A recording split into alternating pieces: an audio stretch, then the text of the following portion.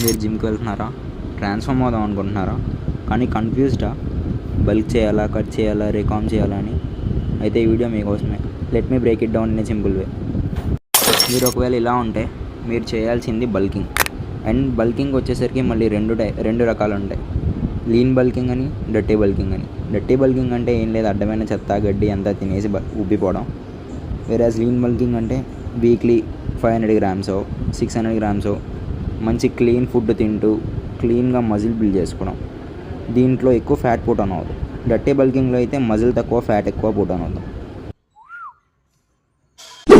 ఇలా ఉంటే skinny fat అంటాం. ఇలా ఉన్న వాళ్ళు ఏం చేయాలంటే బాడీ రీకంపోజిషన్ చేయాలి.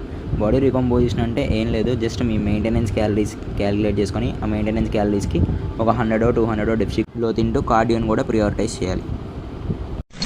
ఫైనల్లీ ఇలా ఉంటే మీరు చేయాల్సిందల్లా కట్ అంటే ఫ్యాట్ లాస్.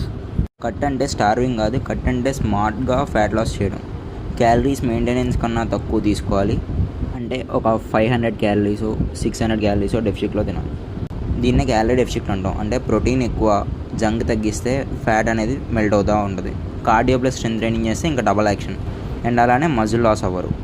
అసలు కట్ అంటే లూజ్ అవ్వాల్సింది ఫ్యాట్, మజిల్ కాదు. నెక్స్ట్ వచ్చే వీడియోలో మీ ఓన్ డైట్ ప్లాన్ ఎలా క్రియేట్ చేసుకోవాలో చెప్తాను, ఫాలో చేసి.